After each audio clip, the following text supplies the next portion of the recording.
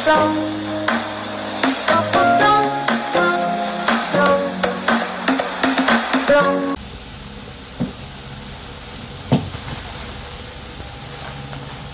ayun mga kaplonks, magandang hapon po. Ito yung ating parcel.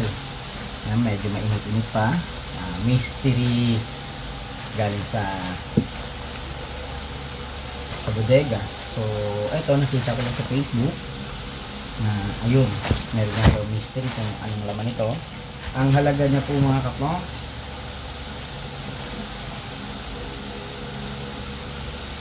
nasa mga halaga nito, 399. Ito, 399 pesos. Kung ilang piraso siya,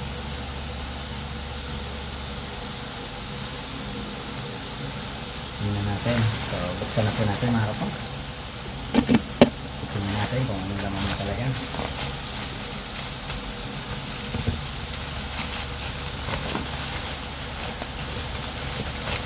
Wow, yung piraso kaya ang laman ito. So silyado talaga siya mga kapongs, no? Tingnan natin kung ano ang laman ng 399. So almost 400 pesos po.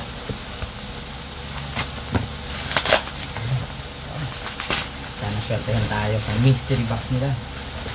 Oh, ang galing. Guantes. Ay, wow.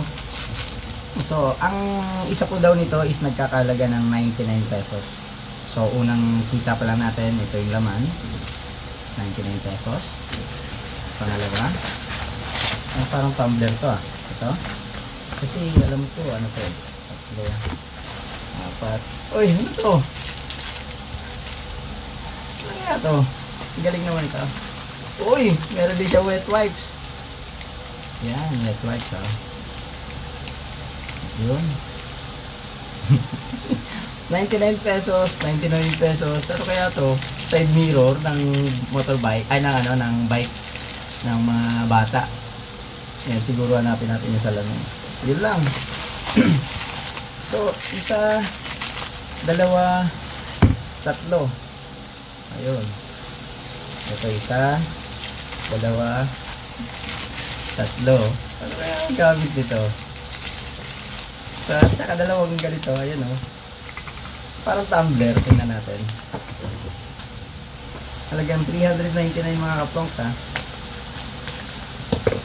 Oo nga. Uy, okay ito ah. Oo, tumbler nga mga kaplonks. Tama, tumbler nga po siya. So, kulay pink na tumbler. Yun. Maganda naman siya. Oo. Nabibili siguro to 50 pesos sa Divisoria. Ayan. Saka ganun din.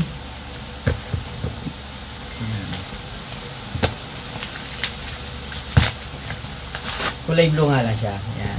So, kulay blue. Ayan. So, ayan. Tumbler din siya. So, 50 pesos din. Ewan ko lang kung may 50 pesos siya. So, ayan. Sa mga nag-o-offer ng magaganda yung laman, mayroong mga alahas, tapos may mga cellphone daw. So, tinry lang din natin. At least, alam natin kung anong laman, no? Yan ang laman ng 399. So, ito maganda, oh. Siguro, alam nila hindi ako nag-focus kaya may ipin ako eh. Kaya pagligo ko, yan, gagamitin ko yan. At itong wet wipes. Wet wipes. Tsaka, ang mas malupit ng mga kaplongs is itong hindi ko maintindihan kung ano to, oh. Ano kaya to? Hindi naman siya cellphone holder. Oh? Ano kaya yung mga kaplongs? So, ayan. Kayo na po yung mag-decide kung maniniwala pa kayo sa mga nasa Facebook na nag-o-offer ng mga cellphone, gadget sa halagang ganun. So, tingnan natin yung pangalawang box mga kaplongs. Tingnan natin yung pangalawang box. Wala na. So, 1, 2, 3, 4, 5 items nga po siya. 5 items talaga. Totoo naman, 5 items. Next. Ito naman po, 600. Sana naman to. 699 naman siya ang halaga niya. 699. So, tingnan naman natin to. Naka J&T pa siya. Maganda to ah. Uy, naka-box. Baka may gadget na dito. Ayan, baka may gadget na kaya. Pero sabi, ano to eh. Ilang items to. Tingnan natin kung anong items. Tingnan natin kung anong mga items ang laman niya. Galing nila, no? Kala ko may laptop dito.